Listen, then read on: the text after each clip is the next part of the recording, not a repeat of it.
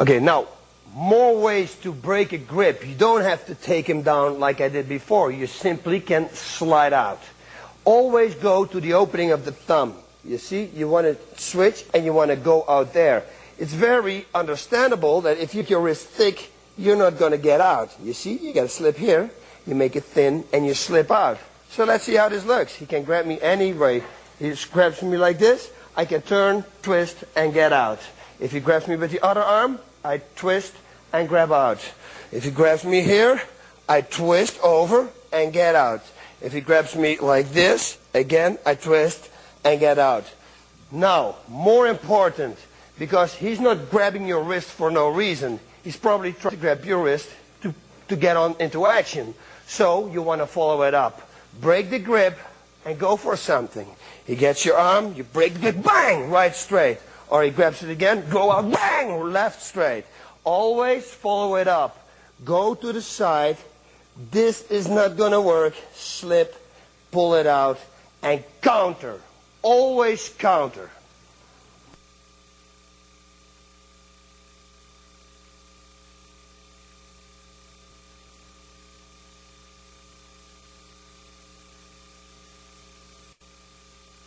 Another one, a barroom punch, you know, the big haymaker. Sometimes it can be a hook. It can be even the same exact punch that we had the haymaker before. Now I'm going to step in at the moment he makes the haymaker. I'm going to block it. I'm going to wrap his arm around. And first I'm going to palm strike him. Palm strike because it's a big palm. It always connects. Underneath his jaw, finish it up with an elbow, and God knows what more. Let's take a look at it. He's going to come in. It's going to be swing, block, wrap, palm strike, boom, elbow, and goes what more. I can go punch, or I can even go, if I punch him back, go here with a throw, and while he's on the ground, I can do pretty much anything, boom, I want, or just walk out.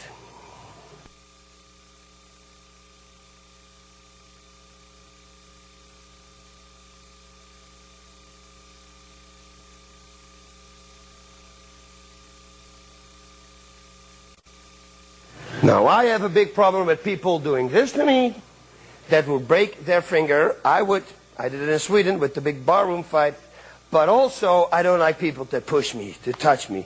And it always comes in a pattern. It's almost like a jab. They say, hey buddy, hey man, what do you want? What do you want? It's like a pattern.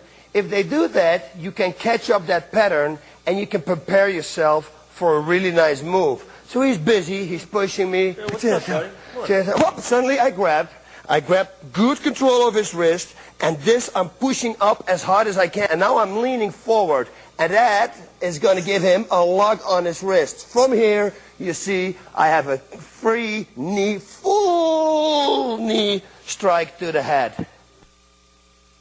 Now let's see what actually happens. I grab his wrist and pull it against my chest. If I'm going to lean over now, nothing really is going to happen because he's going to bend his arm. You see, nothing really happens. I'm going to make sure that his arm cannot go down by supporting it like this. I'm going to push up as hard as I can. Okay, and now I'm leaning forward and he will go down. Once he's down, boom, knee to the head. End of the story.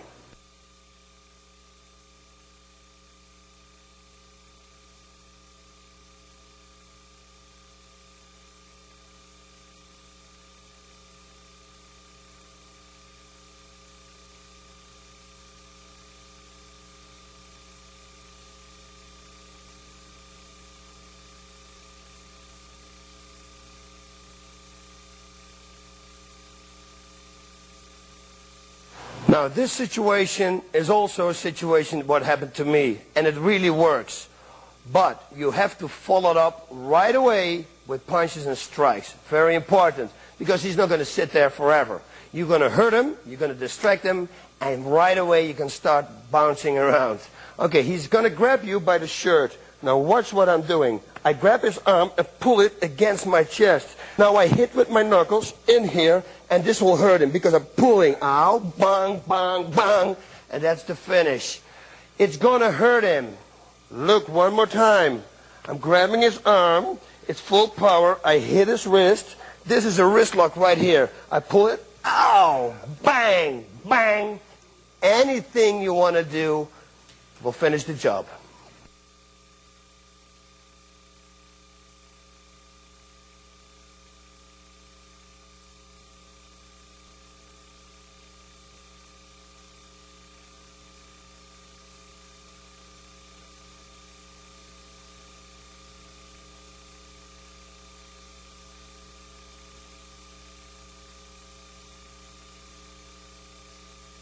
Side, he goes to the ground, we choke him out, and then once he's choked out, we can do games like pull the pants down and hide the spice bottle. It's a fun thing to do, and it will get a lot of laugh out of a lot of people. Now watch this choke. We're only going to go over the side, the standing choke right now, okay? I'm not going to throw him, but I want you to see it from this angle. I'm supporting arm because now I can go underneath his armpit like this and I step in. I grab, I push my right hand, left hand against the side of his head and I squeeze everything together and watch, he will tap. If he doesn't tap, within 3 to 5 seconds he will be out and you still can do the same game, pulling the pants down and try to hide the bottle.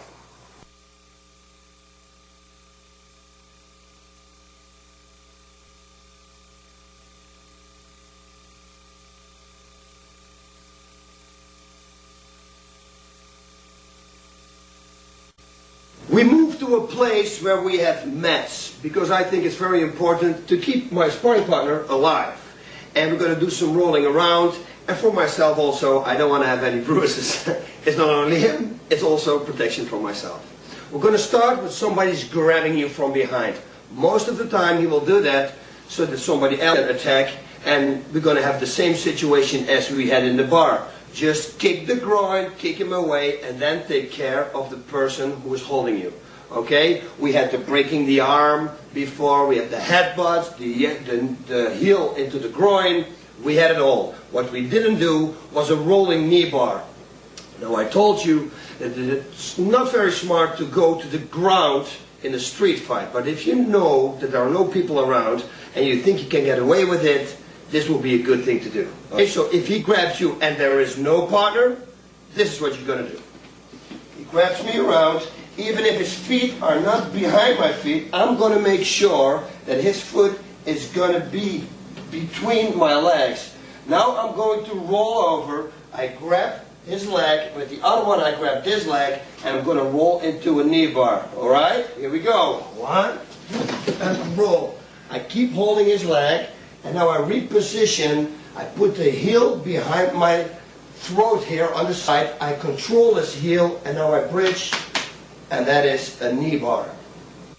Okay, one more time, different angle, and I'm going to tell you something that I forgot to tell you the first time. If somebody grabs you from the back, there is a possibility that he's going to suplex you, so I would like hook his leg with one leg. Now he can't throw, he cannot throw you. You don't have to be worried for that. Okay, also, now you already have a leg here in the middle. The only thing you have to do is to grab, roll over, put him on his back, and you see here you have the knee. You put his toes to the side of your throat, grab the heel, and extend.